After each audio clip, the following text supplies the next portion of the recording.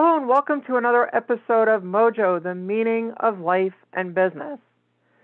A lot of times we think that we're stuck. We think that there's something causing us to be stuck, something that is making us say, well, I'm not worthy. I'm not in a position to really grow. I'm not in a position to do a lot in terms of what I'm trying to do. And we run into these problems from time to time because of different thoughts that may be in our head going back many years. And I've got a really incredible guest with us today who's going to help us dissect what it is that actually may be causing those problems so you're not stuck for the reasons you think you are, and how we can also try and figure out how can we work around those issues in terms of what we're doing. Before I bring my guest on, though, let me tell you a little bit about her so you know why she's so incredible and why she's somebody that I wanted to have this conversation with on this episode. Gail Karen Jones, known as Coach Gail Jones, is a nationally recognized worthiness coach featured on TV, radio, and is a guest writer for Maria Shriver's Sunday paper and an executive contributor to Brains magazine. She's the author of 2 books, Cancer as a Love Story, Developing the Mindset for Living, and To Hell and Back, Healing Your Way Through Transition. Her cancer healing journey played a key role in rebranding her business around worthiness, for she learned that claiming one's worthiness to live can extend longevity. Gail, that's an incredible bio, and thank you so much for coming on the show. Well, thank you for sharing that bio. I really appreciate it. You really covered all the pieces of how worthiness is developed and what I want to share about teaching it to others. Absolutely. Thank you. And so, Gail, let me ask you, before we jump into worthiness and reasons that we're stuck, there's a lot of things that I just mentioned in your bio, though. Tell us something, though, that wasn't in your bio that is Gail. Okay, I think that we all have different adversities in our lives, and our challenge is to transform that adversity into a service. So when I look back at my healing journey, whether it's cancer or whatever, I know that my worthiness, teaching the worthiness, came from my not having worthiness, right? We teach what we need to learn. And I grew up with a schizophrenic mom, so I never got the nurturing of those first 7 years that are key to developing nurturing. But we always have a choice whether to be a victim or to turn that around. And I feel it's my calling to teach other people how to instill that worthiness so they don't live with the pain of life as an unworthy person. It's very painful to live feeling unworthy. Without a question, self-worth, self-esteem, feeling that one's place in the world is one's place and not that they're just relegated to being, as the old saying goes, chopped liver. Right. It's extremely important, and too many people, unfortunately, discover that too late in life, that they really weren't living what they could have lived, the life Right. that they could have lived, simply because they were afraid, because they were dealing with thoughts from when they were in their formative years, Right. That they weren't taught, like you were saying, self-worth. Right. So as we look, though, at that self-worth and we look at issues that are surrounding it, we know that from birth to 6, 7 years of age, we know that that is the formative years. We know that a lot of the thoughts, even about money, come Absolutely. in that time. One of the things that I've shared in the past is that if you are seeing your parents always flipping out about money, right, and they were always concerned, and I can't spend it here, I can't spend it here, you're going to have the same mindset of missing the money. Right. Not that it's Right. in We, plenty. we, we inherit our parents' mindsets on money often, but I want to go back to those first 6 years and just say, when we revisit them to rewire our brains for worthiness, which is what I help clients do, I actually help reparent them for those first 6 years. The most important thing for people to know, this is done with love and compassion, not judgment. We didn't have the discernment skills as young children, 0 to 6, to know this wasn't about me. So for example, when my mom wasn't paying attention to me and that made me feel less than, I didn't know as a little kid that she was mentally ill. So I made it about me, right? So it's really important. Love and compassion heals. And the other thing to understand is that to heal worthiness, you can read all the books, all the self-help books, you can go to all the seminars, but you have to be lovingly witnessed. So in coaching, when I witness someone one-on-one and I'm giving them love and compassion as they share all the trauma drama, we don't stay there, but they've held it in their whole lives. They were good kids, right? They were good kids to survive what they survived. They have to be seen, heard, validated, and acknowledged for the pain. We don't stay there, we move forward fast, but you can't forget that, the love and compassion piece and being witnessed by a competent adult. So when we think about then the times that we were hoping as kids to have had that acknowledgement, that parenting that we wanted, unfortunately, we've seen some student athletes over the years not be in a position for them to deal with all of the issues that are thrown at them being student athletes, being thrown at them being kids in school. The pandemic has been an issue. And we were talking about this in the green room earlier, Gail. How can we look at these kids and really start shaping a difference for the future in terms of what we're looking at for the kids out there now? I'm thinking about my own kids. Great question. So the first thing I would say is, as parents, we need to be honoring our kids for who they are, not what they do. All their performance does not make them worthy. And even as adults in the working world, you get great accolades. I was on national TV, national radio. That does not make me worthy. Worthy comes from within. And especially now with the challenging world circumstances, if we focus on the circumstances, we can go down very fast. When we have an innate sense of worthiness, we are grounded no matter what's happening around us. And the most important message parents can give young children, all children, but especially those 0 to 6, is loving them for who they are unconditionally. And loving them for who they are isn't like, oh, you got an A on your report card, or you made a great friend. It's like, I love you because you're so kind. I love you because you're playful. I love your spirit. Find qualities about your child that you love that aren't based on performance, that are a reflection of their essence. So the tiger moms probably would be a little less in favor of the ideas that you're sharing now, given that it's grades and the music or whatever it is that they're getting their kids to.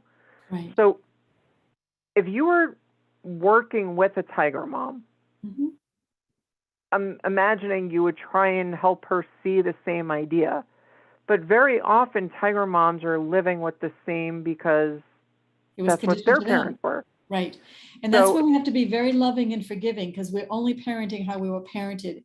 And I feel this whole platform around worthiness is breaking generational wounds. None of us were given it because our parents weren't given it, right? And their parents weren't given it. Now you have the ability to establish a strong foundation of worthiness, knowing how to do it, and also high self-esteem for kids. But the number one thing I would say to all parents and all of us, even as professionals in the business world, the greatest gift you can give somebody is your presence, okay? When you can actually sit and listen. And I'll just share an example of what happens.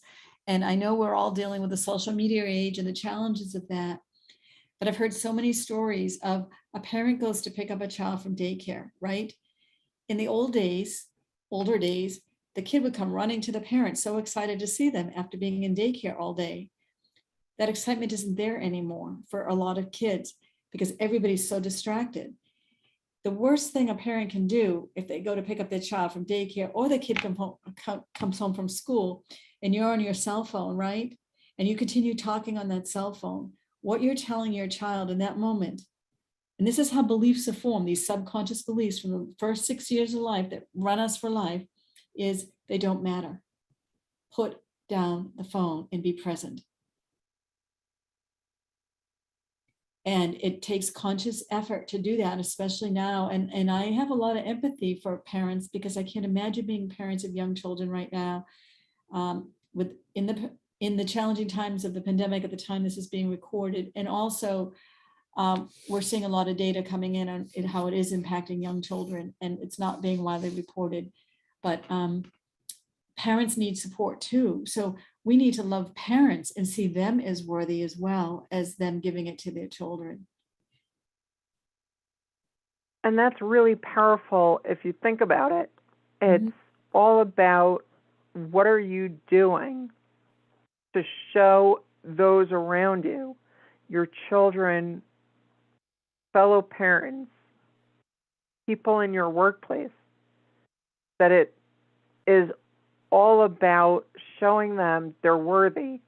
And it's amazing how sometimes that little bit of going out of your way to show someone that you actually care about them can have such an amazing impact. Right. And I just want to repeat these four key words that make somebody feel worthy, helps them feel worthy: to be seen, heard, validated, and acknowledged. I said it at the beginning, but when you're present to somebody, you are seeing them, you are validating them, you are acknowledging them, you are making them feel valued. And it means stepping out of whatever is going on in your life now to be present. I keep on going back to the presence. It's so missing today. We all want to be seen, and especially because of people being so isolated, to be seen and really look eye to eye and feel somebody's heart. That takes some discipline. And for parents that are, running in all different circles right now, for them to have somebody be present to them, I can't imagine the choices some of them have to make on a daily basis, but to have them experience that presence, that'll automatically elevate their sense of worthiness so they can model it for their children. Again, let me ask you, one of the things that you mentioned earlier is that you learn what you need to learn. Right. And you teach what you need to learn. Right. And the worthiness around your cancer diagnosis and the recovery process, and thank God, I hope that everything is better and will stay that way. But in terms of realizing that there was an issue to begin with, because so many people doesn't matter if it's about worthiness, if it's about needing help in another area, we're just too embarrassed very often to admit that we need help. So the question is, if you were talking with any of our listeners and you were really getting inside of their mind and you were making them question, do I consider myself worthy? What would be some of the questions that they would even need to be asking themselves to figure out, do I really consider myself worthy? Yes, like you said, being on national TV, but that doesn't mean worthy. That's just based on the accolade. Right. So what would I need to be thinking about to know if I am seeing myself as worthy, or maybe I need that help too? Right. So I just want to say one thing, going back to the cancer diagnosis, is that on the outside, again, I looked really successful, but on the inside, I was running on fight or flight my whole life, having had a schizophrenic mom, right? So my body just broke down. It just couldn't take any more of that run. It had to stop. So I just want to share that it's going inward. In order to claim your worthiness, you absolutely must go inward and understand nothing outside of you is going to give that to you. Nothing, not a mate, not a job, not money, not the perfect home. You have to go within and claim it. But how we know we're not in worthiness, and this, a lot of it, I mean, 90% of my clients have been men once, but I think women are more conditioned to give to others at the expense of themselves. So key ways to know you're in unworthiness are that you overgive and think you have to give to get. We are worthy as is. We don't have to do anything to get something. So women tend to overgive. In relationship, you tend to attract takers if you're unworthy because you haven't learned to receive. So one of the key things I would say is to practice receiving. And this relates to business as well, because if you can't receive, and again, when you're conditioned to give to others, which a lot of women are, especially mothers, it's a whole new ball game to learn to receive. And it's uncomfortable when you first learn. But if you don't learn to receive, you will not receive money. It could be right in your face and you'll push it away. Oh, I don't need to do that, or I can give a free seminar, or so you're paid your worth when you know your worthiness. You set a limit on what you know what you're worth, and you ask for what you're worth.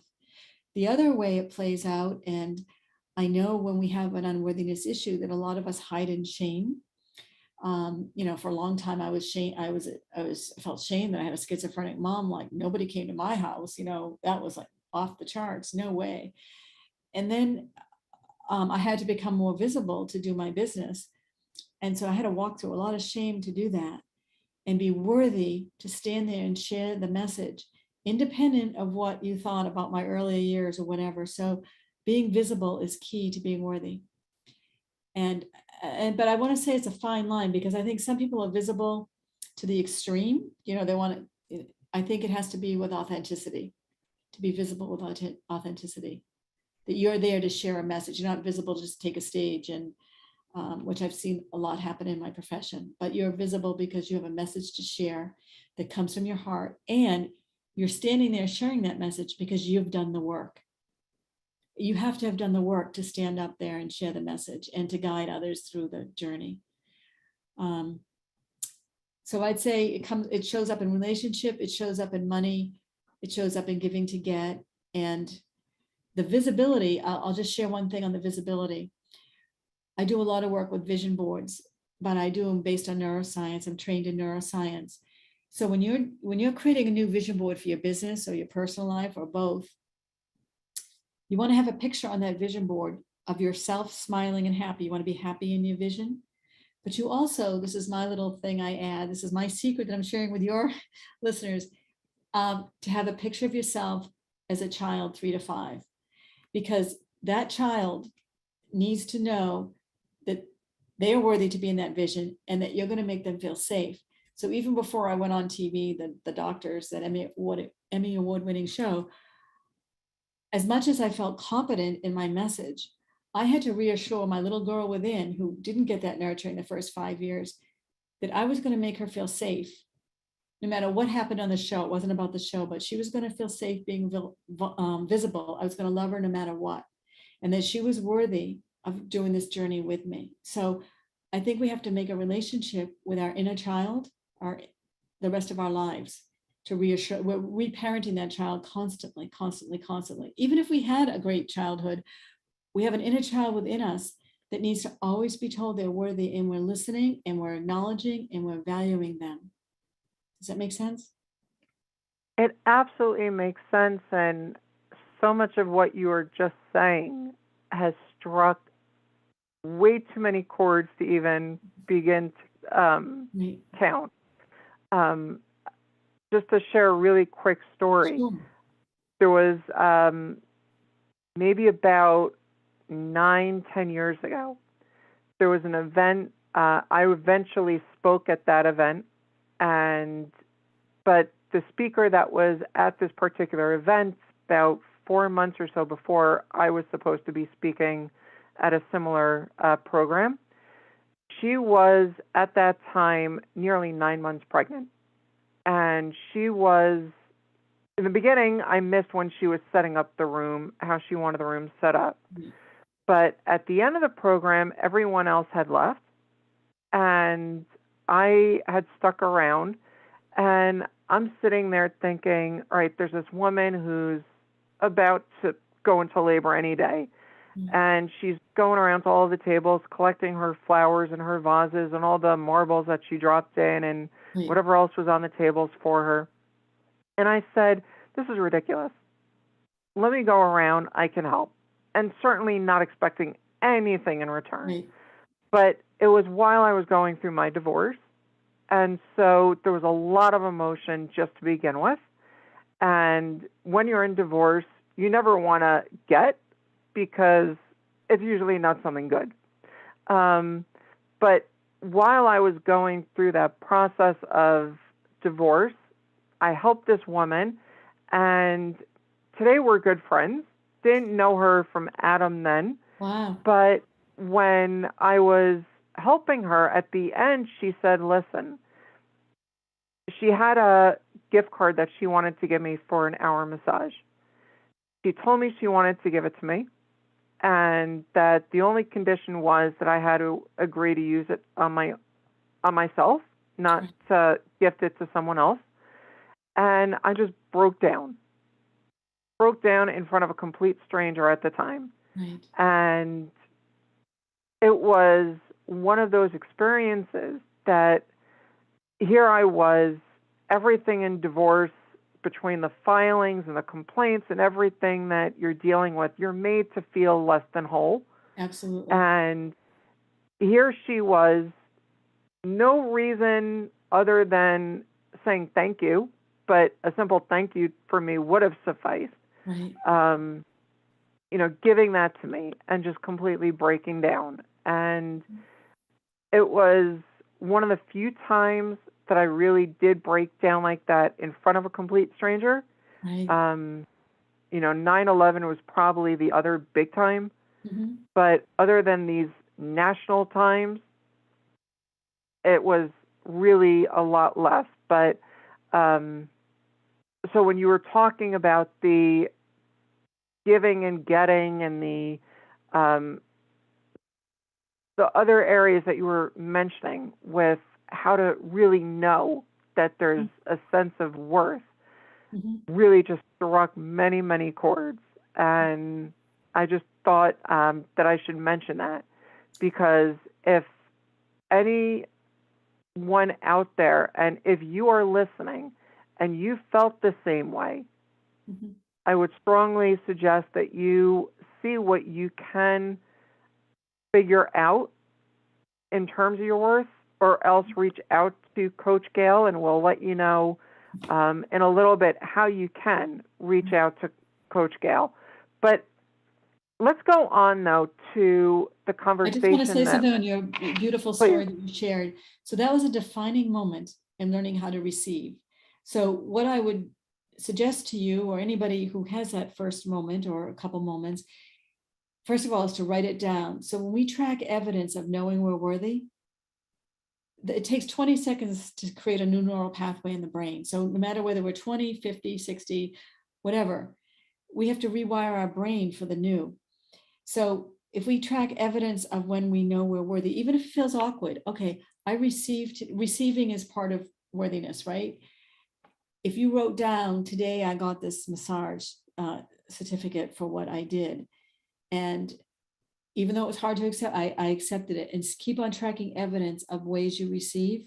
You're going to train the brain to receive. It's going to feel uncomfortable at first because you didn't, but you just explained it beautifully. So thank you for sharing that story. That's an excellent example of rewiring your brain for worthiness. And I'm not surprised you would break down, because you were creating a new story. You just broke the story of your past in that moment by accepting that gift. Thank you. Yeah, a lot of courage to break these stories. Without a question, you have to, as I always say, in order to grow, there has to be change. You can't sit still and expect to grow and expect to be anything different than what you were yesterday. And so change is absolutely necessary. And like you're saying, writing down those moments, figuring out those moments are really important. So let's look, though, at the business side when we're stuck. there's a lot of issues that are out there that Right. make us stuck, that Right. we can't seem to see the forest for the trees Right. and what we're dealing with. Right. What are some of the issues, though, in that regard? I mean, the worthiness is, of course, a major component, Right. but how do we start seeing that and start admitting, whether in a business perspective, in a personal perspective, that we really need to be looking at, well, something isn't working and we need to deal with it? Right. Well, first of all, I want to say, because we are living in these times of the pandemic, moving through, we're in the process of creating a new world. So the old paradigms don't work, the old thinking doesn't work, the old beliefs don't work. So it's common right now for people to feel stuck. Okay, it's very common because who we were a couple of years ago isn't who we are now. And the whole model of what we're going to need to go forward is very different. So I think that the first thing to do is to honor we all have unique gifts to bring to this new world unfolding. And a couple common themes that are really important are authenticity. So when we're stuck, I would ask ourselves, where are we not being authentic? Like sometimes, we're in a role that might have been a role that fit us in our 20s, but it doesn't fit us in our 40s. Is this still the role for me? Is this really authentic to who my soul wants me to be right now? So authenticity, I was right up there. And then another is connectedness. So I don't know if you're familiar with Adam Grant. He's a business psychologist, but he says the companies that are going to thrive are going to be the ones that recognize belonging is key. So another question I would ask when I'm stuck is, where do I belong? I might not belong in a corporate structure anymore, or I might not even belong being an entrepreneur anymore, or I might belong being a mom because I'll always be a mom, but I might not belong with the moms I'm connecting with.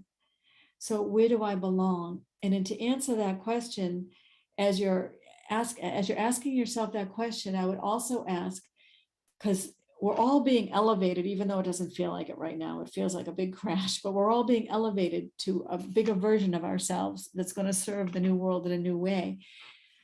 So we have to align with different types of people. So the other question I would ask is, who has the capacity to hold me? And I'll just share this story about capacity. It's really important. Gay Hendricks wrote the book, The Big Leap. I recommend it to everybody. I've recommended 20 years of my coaching practice. But as we elevate, people are going to go away. They don't intentionally do it, but our success threatens them subconsciously. Even people in our inner circle, even family members won't be there for us as we elevate. The story, it's lonely at the top. It is briefly until we meet new people of capacity. And who are the people that have capacity to hold us in our growth? They're going to be very different than they were before. So you want to build a tribe of people that have the capacity. I'll just share an example. Right before I was getting ready to go on national TV, I had just rebranded my Worthiness after 20 years of business and worked 24/7 doing the new website and all of that. And somebody who watched me go through all of this was very supportive. And then when she saw the link to the TV show, it was during COVID, so we had to shoot it off site and send the link and all that. She said, "Oh, that's great. What are you going to do next?" Totally dismissed that I was on TV. It wasn't about the TV, totally dismissed that I'd just taken a major big leap to share my message to 4 million people. This is very common when we go up, right? And I don't mean up in an egotistical way, up in expressing our authentic selves. So you want to make sure you have a tribe that's going to be there when you go up. And even if you fail, you can go up and, everything isn't going to be hunky-dory just because you went up. So I would recommend definitely having a tribe. But when you're in your worthiness, you can't hold yourself back anymore and be small to accommodate other people. Because you're elevating, because you have a message, you have a purpose, you have something you're supposed to share with the world, and you have to honor it. You can't give your power to other people anymore. Does that make sense? It very much makes sense. when you were talking about that experience, very often it's what did you do for me today, not what you did yesterday. Right. And those are the things that we're always hearing. Right. And so knowing that you need to have that tribe behind you, that you need to have that group of people or even one person that can be there to Right. have your back when the lights are out, to quote a very good friend of mine who happens to be the regional director of the Small Business Development Center here. But he knows that for me, I always have his back. I've mentioned the Small Business Development Center, and Vince, I'm calling you out again. On my show, when I've spoken, I mentioned him also when I was interviewed in a print publication. I don't remember exactly what it was right now, about who my mentors were that helped me form my vision. And so seeing how you have these people that always have your back, Absolutely. that is really important, because when things do go sideways, and in business we know sometimes it will, Right. there's absolutely nothing that is guaranteed to be a success. Even if the head of that major social media platform came out with a brand new one, or the 800-pound gorilla search engine came out with something else, it doesn't mean it's going to be a success just because they did it. Right. There's going to be times when things are not going to succeed, and you need to have that group of people that are going to be there to help you pick up the pieces. And it's also important to realize when things fail. The founders of Google have a quote, and I wish I remembered the actual quote, but they basically said something along the lines of they'd rather fail fast, that they can learn from their mistakes and move on, than fail slowly and not be able to pivot.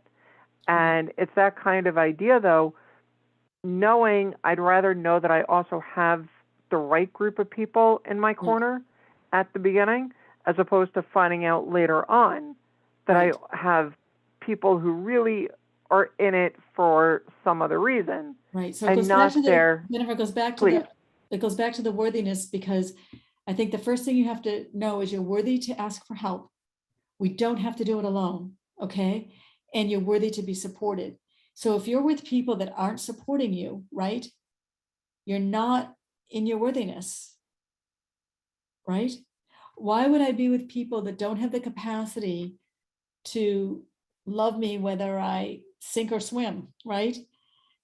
So you have to reevaluate as your worthiness goes up, you have to reevaluate. And you don't, like you just said, you don't always have to be up. You want people that can hold you when you fall. That's being worthy. Because the life of an entrepreneur is a roller coaster. It's never straightforward. And you really want people to hold. So when you reach that high, yeah, that's really great. But it's much easier to find people to hold you in the low than it is to find people that hold you in the high. But that doesn't mean you shouldn't go for it. And I'll just share the other thing I share with my clients. It's like, as we elevate our sense of worthiness, right? We're born worthy, it's there, but as we reclaim it, it's kind of like an elevator. You're going up different floors and you get off and there's nobody there yet. But the new people do come. And I just reinforce that over and over again. They will come. And it feels so easy and so joyful when they do. So there's a gap, there's an empty space before the, between the old and the new, just like when we're letting go of a career or a relationship, there's a gap between the new career or new relationship.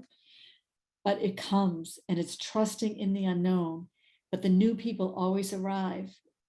So I would encourage people to write down, what would it feel like to be with people of capacity, to hold me when I succeed, to hold me when I fall, to just love me who I am as is, not based on performance. And that goes back to what we talked about at the beginning of the interview on the mental health issues with teens and the suicides based on performance. Worthiness is being loved for who we are, not what we do. And that's really incredible. And I want you to think about that for a second. It is easier to find people when you're lower than when you're on the upside, like Coach Gail just mentioned. Let that sink in.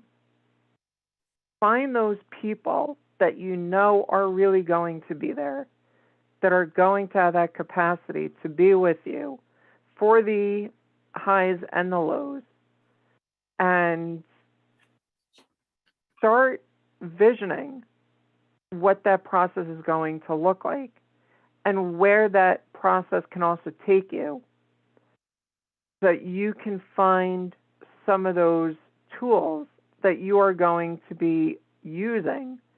And I don't mean the hammer and the screw, I mean the relationships and the benefits, two ways, by the way, not just one, but having those people there that can be there for you for the highs and the lows.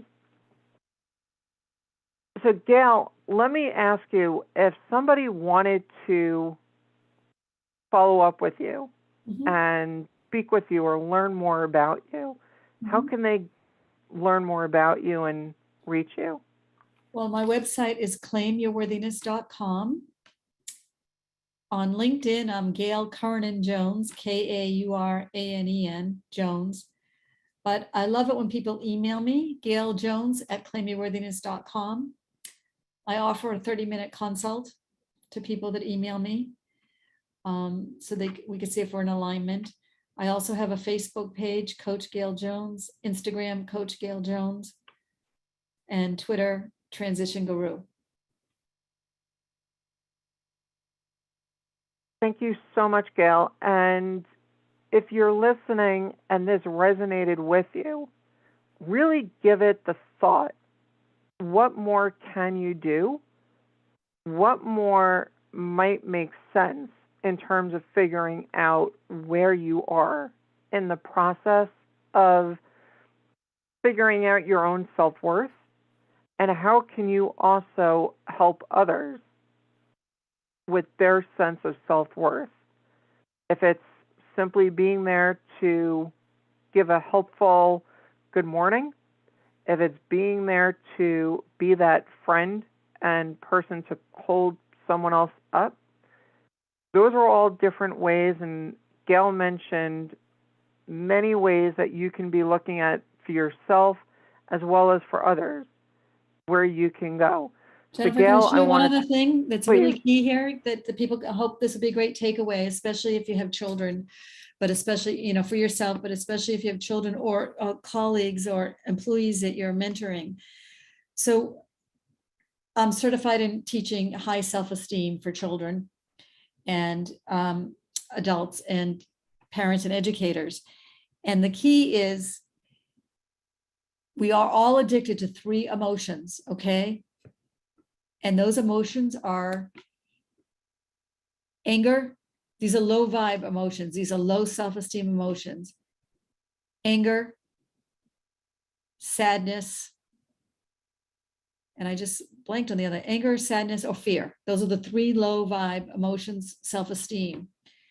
If we want to change in a moment when we're in them, and we all have one predominant one, but if we want to change in a moment and elevate our self-esteem, we want to go to 3 high self-esteem emotions: empathy, gratitude, and forgiveness. So empathy, empathy is such a strong, high vibe, high self-esteem emotion. And just, back to you, Jennifer, when you helped that woman who was 9 months pregnant, you didn't do that to get, you didn't give to get, you were expressing empathy. You were in a high self-esteem state when you helped her. You did it out of the pureness of your heart. So empathy is even like, we go to a meeting and someone mistreats us, okay? It hurts, right? But if we have empathy, we can say, instead of making it personal, we can say, I wonder what was going on in that person's life today for them to have treated me that way. So it immediately changes the story from rewiring your brain to, oh, they don't treat me well, I'm not worthy, right? But when we have empathy and we can see people that are just struggling, going through their own stuff, and you perfectly modeled it with that example of helping that woman. You had empathy of her 9 months pregnant. And if we could practice empathy on a daily basis, we can elevate our self-esteem in addition to increase our worthiness. Thank you. Yeah. And I want to thank you again, Gail, for being my guest on the program today.